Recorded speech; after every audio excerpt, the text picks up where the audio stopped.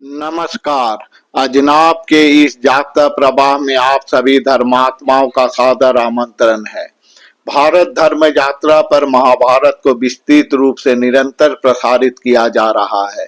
पिछले अंक में हमने सर्प यज्ञ का उस क्षण तक पहुंचे जब जन्मेजय आस्तिक को वर देने की इच्छा प्रकट की। आस्तिक तत्क्षण में ही तक्षक को आकाश में रोक लिए और सर्प निधन यज्ञ को समाप्त करने की वर मांगे। महाराज जन्मेजय आस्तिक को इस वर के बदले अन्य किसी भी इच्छित वस्तु, स्वर्ण, भूमि, मुद्रा कुछ भी मांगने का अनुरोध किए, परंतु इसके लिए आस्तिक तैयार नहीं हुआ। उन्होंने कहा, आप अपने वचन से बंधे हैं, मुझे मेरा इच्छित वर दीजिए और हिंसा बंद कीजिए। महाराज जन्मेजय अपने वंश की मर्यादा का पालन करते हुए सर्प यज्ञ समाप्त की घोषणा की। इस तरह महामुनि आस्तिक अपने मातृकुल की रक्षा की। इस तरह सौती उग्रसभा जी जो वेद और उनके शिष्य उतंग से कहानी शुरू किए थे, वो सर्प यज्ञ पर समाप्त हुआ। सौती उग्रसभा कहानी को आगे लेकर गए। उन्होंने बोलना प्रारंभ किए। ऋषि वेद के साथ उनका और दो गुरु भ्राता अरुणि तथा उपमन्यु उनके साथ ही महर्षि धौम्य के आश्रम में रहकर शिक्षा ग्रहण कर रहे थे। एक बार महर्षि धौम्य के खेत का बांध टूट गया और सारे पानी खेत से बाहर जाने लगा। तो महर्षि धौम्य ने अरुणि को आदेश दिए, जाओ वत्स, खेत में जाओ और बांध को फिर से तैयार करो जिससे पानी का बाहर जाना बंद हो। अरुणि खेत में गए, पुनः बांध को बनाने की चेष्टा की, परंतु पानी का तेज धार के कारण वो ऐसा करने में असमर्थ रहा। अतः वो स्वयं खेत में सो गए और पानी की धार को रोक दिए। अरुणि जब रात तक आश्रम में नहीं आया तो महर्षि धौम्य अपने दो शिष्य वेद तथा उपमन्यु के साथ खेत में गए और अरुणि का नाम लेकर संबोधित किए। बोले, वत्स कहाँ हो, मेरे समक्ष आओ। अरुणि धौम्य के समक्ष आकर बोले, गुरुदेव, मैं बांध बनाने में असमर्थ होने पर खेत में ही सो गया और जल प्रवाह को रोक के रखा था। गुरु धौम्य अरुणि पर प्रसन्न हुए। अरुणि को आशीर्वाद देते हुए बोले, तुम केदारखंड विदारण करके आए हो, इसलिए तुम्हारा नाम उद्दलक होगा और तुम गुरु आज्ञा का पालन किए हो, इसलिए सभी वेद तथा धर्मशास्त्र तुम्हारे अंदर प्रकाशित होगा।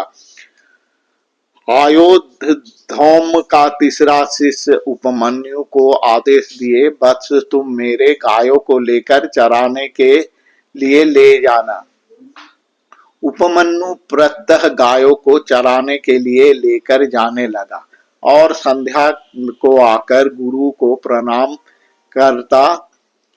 गुरु एक दिन जिज्ञासा किए, तुम क्या खाते हो? तुम्हारा शरीर बहुत हिष्ट पुष्ट लग रहा है। उपमन्यु बोले, भगवन, मैं भिक्षा के द्वारा जीवन निर्वाह करता हूँ। गुरु बोले, मुझे निवेदन किए बिना भिक्षान्न भोजन करना उचित नहीं।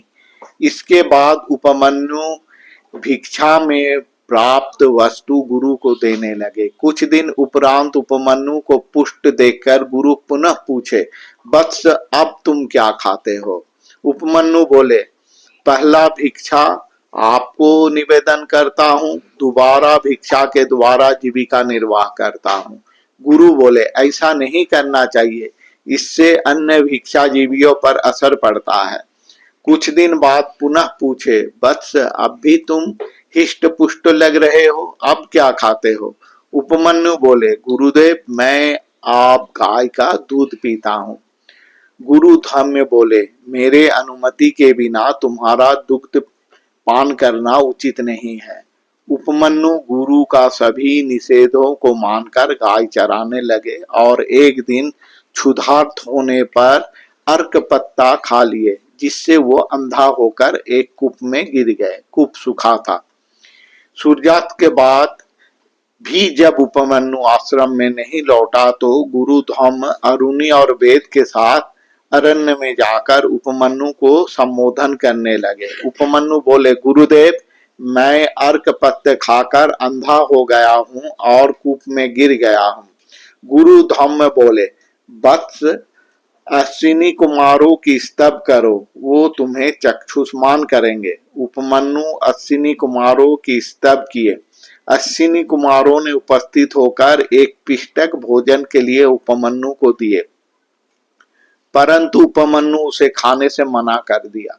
बोले, गुरु को निवेदन किए बिना मैं कुछ भी ग्रहण नहीं कर सकता। उपमन्यु का गुरु भक्ति देखकर अश्विनी कुमार द्वय बोले, तुम्हारा गुरु भक्ति देखकर प्रसन्न हूँ। वत्स, तुम्हारा दंत हिरणमय होगा, तुम चक्षुष्मान होगे और श्रेष्ठता लाभ करोगे। चक्षुष्मान होकर उपमन्यु गुरु के पास आए और सभी वृत्तांत को बताए। गुरु संतुष्ट होकर बोले, अश्विनी कुमारों का वर से तुम्हारा मंगल होगा, सभी वेदों और धर्म शास्त्रों में तुम सुपंडित होगे। उपमन्यु का परीक्षा इस तरह संपूर्ण हुआ। आज यहीं तक। नमस्कार।